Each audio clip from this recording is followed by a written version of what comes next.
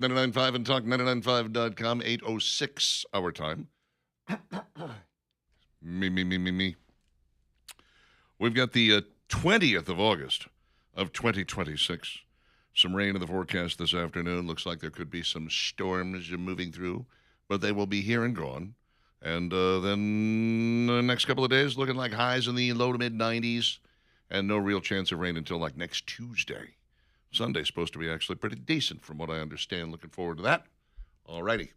Got a lot of stuff to talk about today. We've been all over the map, including reading some of your texts and doing our best to educate people on a variety of subjects like how one pronounces Iran. If you want to say Iran, that's your business. A lot of people do. I think you might have learned that in school, depending on how your teacher spoke. Or, the English language, if you look at that word, Yeah. in the English language, it would be Could Iran. come across as Iran. Yeah, Iran. Iran. I had an English teacher in 8th grade who used to say things like, let's don't do that. I'm like, ooh, you're the English teacher. That's not good. Let's not do that. Let's don't do that. Let's not do that. Let's do not do that. You're like, what? Stop that. Don't do it. Don't do that. Get away from that. Stop that. Tony Patterson, who is, again, just completely lost on the subject of the war in Iran, says, if we have plenty of oil, I don't know why he puts oil in quotes. If we have plenty of oil, I'm putting air quotes around the oil now because that's the way he did it, then why are gas prices not get to 250? There we go. Then why can gas prices not get to 250 for regular gas? I've got a real glare on my screen here is my problem. Because oil is still a worldwide commodity. And because the United States of America is not going to dictate to companies who they sell to and how much they charge for it. So if you can sell gasoline to, Europe, if you can sell barrels of oil to Europe at $90 a barrel, you're going to do it. And then it's going to cost $90 a barrel here. It's not going to be like, we're going to sell it to America for $60. We're going to sell it to Europe for $90. No, it's going to be $90 across the board for everybody all the time. That's how commodities work. You should understand that, Tony, but you don't. And I guess that's just par for the course. You're not giving up on him, I can tell. Well, I want him to be educated. I want him to learn. I want him to understand. By the way, the Iraqi war was regularly discussed as being a war over oil and gas. Remember how much oil and gas we took out of Iraq when we left? Yeah. None. Zero amounts. I think you're right, too, about Tony's obsession with crude oil, because I look over since the 17th, today's the 20th. Over the last 3 days, there's been 1, 2, 3, 4, 5, 6, 7, 8, 9, 10, 11, 12, 13 text messages, and they all involve gas and oil. Mm-hmm. Every single one of them. We don't like the price of oil to come down. I'm like, what is, Tony, why are you so hyper-focused on, is it just in your crawl every time you go to the gas station? Why are we so hyper-focused on this? This is the only thing he wants to talk about. I don't know. We got lots of other things to talk about. Interesting. Yeah, there's a lot more going on in the world. Dave, and in Alabama. In Alabama. Yep. Dave sends in this line, the boy in the gray flannel pajamas. You're conflating two different movies there, Dave. There's the boy in the striped pajamas, which was a movie set in Nazi Germany, and I think they made it in 2008. And the man in the gray flannel suit, which is a much, much older film starring Gregory Peck and going back into the, I think, 1950s, early 50s that movie was made. It was about World War II, but that was two completely different films there. And you got. So which one does he mean? I think he means the boy in the striped pajamas. Okay. I assume that's what he's talking about. Who cares about the pronunciation of Iran? We need to get to the bottom of pecan. Is it pecan or pecan? It's a fair question. I say pecan. I've always said pecan. pecan. I always think of, I have to stop for a minute. What are they saying? Uh-huh. A pecan? Are you urinating in a can? What are we doing? Well, just pecan. So that's why I say pecans. It's a pecan tree, right? Do you call it a pecan tree?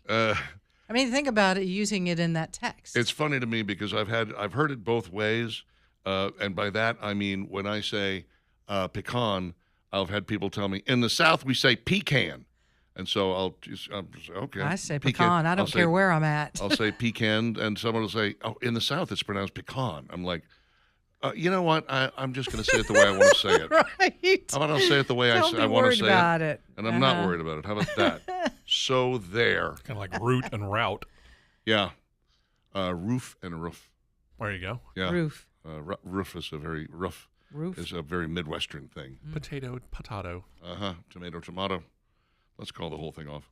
It is Dixon and Vining, and the Census Bureau found over 24,000 non-citizens voted in the 2020 election. Oh, the heck you say.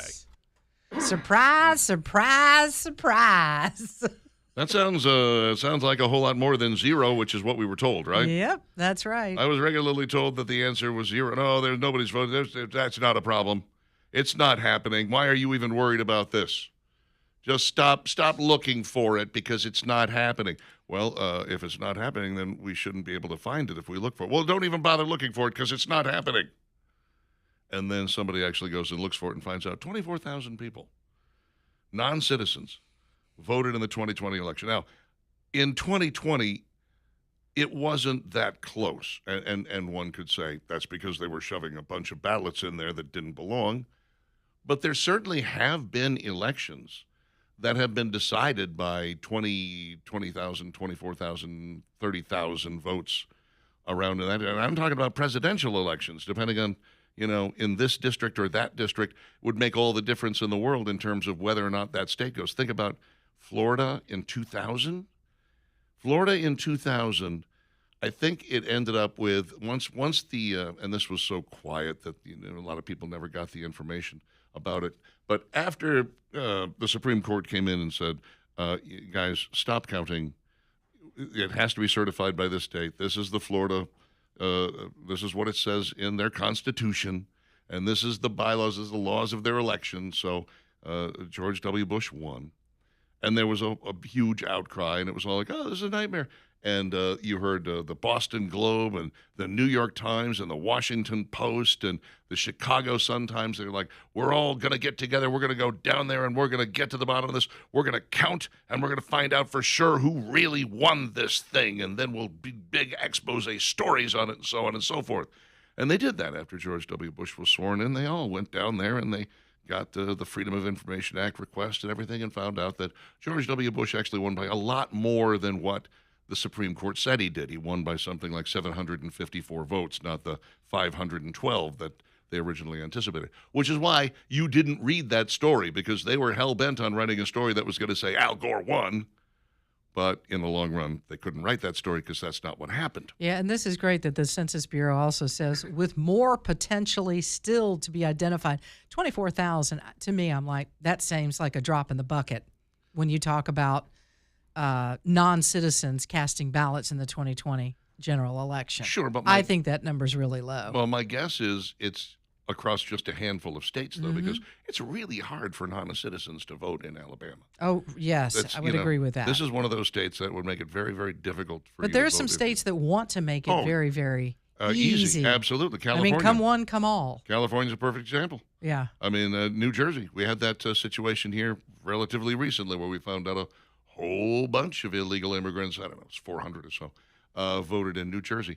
And you look at it and say, it's not that hard to set up a system that keeps this from happening. So if you don't have that system, it's because you don't want that system. They want the non-citizens to cast the ballots. They're not about securing elections whatsoever. We are on to you, mister. Yep. We see what's going on. Pass that SAVE Act. Let's go. Chop, chop. I'm not so worried about daylight saving time. I'd like the SAVE Act. Let's go. So we don't have stories like this. I think you're howling at the moon. I know. God, it makes it so frustrating. HHM Roofing and Construction, hhmroofs.com. You know, you can scan their 5-star reviews. Every single review, there's a 5-star review. And you can get really a little stories from these folks about what HHM Roofing and Construction did for them, what kind of project they were on, what needed to be done, how well they handled it, how happy this customer was with the work that was done. HHM loves to do a couple of things. Number one is document everything as they go along. They like to document the roof, the way it looks before they even get started, how it looks while they're in the midst of things, showing you every step of the process and the progress that they are making. They love to keep you informed about things like this is what this is going to cost. That's why they have an estimator, an instant estimator right there on their website. They're not trying to hide anything from you.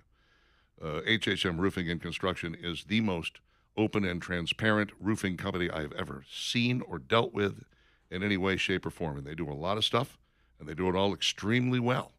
You can find out more at hhmroofs.com, hhmroofs.com. World-class website there. I really like it. 396-7077, 396-7077 if you'd like to give them a call.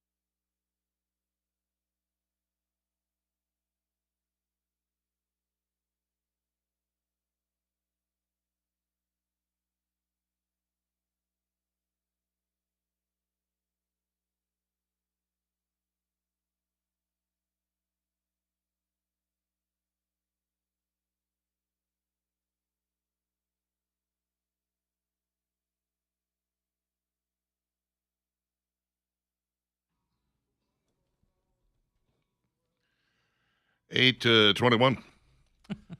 Dixon inviting Talk 99.5, Talk Listen, 99.5.com. Yeah. Tony's making all the Tonys mad. Yeah.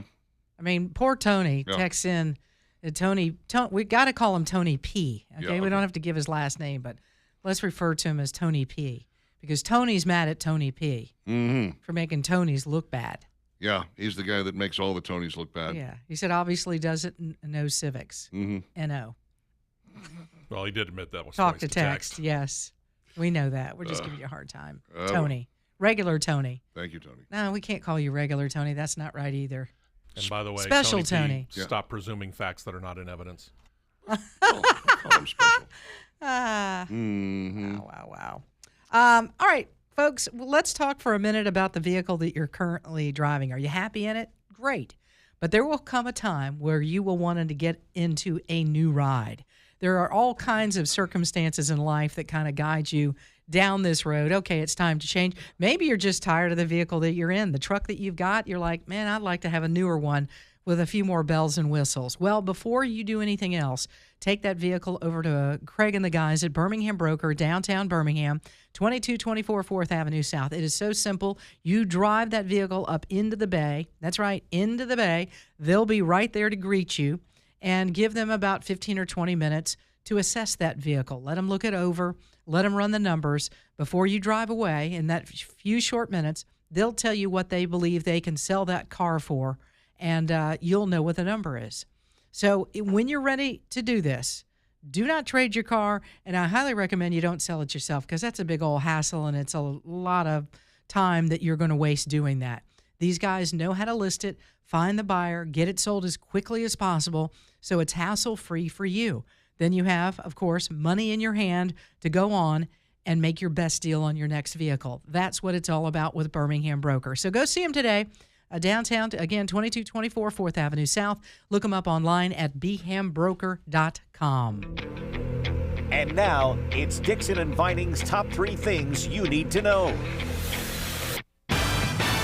Well, the talks are over as far as Donald Trump is concerned. He said, we're not even talking to Iran right now, and I've told everybody on my team, don't talk to them. Look away, turn your back to them, pretend you don't hear them if they try to talk to you. Yeah, basically the goal here is to squeeze them economically until they finally come back and they say, okay, we're ready to really talk now. Well, we'll see. They've had a bad habit of lying their pants off when it comes to any sort of negotiations with the United States. I would say this too, Richard, with the 60 days and the lying about everything. You give them about a 48-hour window. We don't do another, 3 weeks or 60 days or whatever it may be. Say, look, we're going to give you 48 hours. Here's the deal. You're going to take it or not. After the 48 hours has passed, boom, we're done. Maybe one more time. Yeah. But I still don't have faith that we're really going to be able to do anything other than economically cut them off. Oh, yeah, well, and you know what? You could feasibly keep this up forever. We could feasibly just be like, all right, you know what? We can rotate ships through there, and we can keep that blockade on you for as long as it takes, as long as we're moving some oil tankers through the Strait of Hormuz, and we're getting oil out to the rest of the world. That's fine. And the more we continue to crush them economically, the smaller and smaller and less scary they become. And if that's the way it has to be, then that's the way it has to be.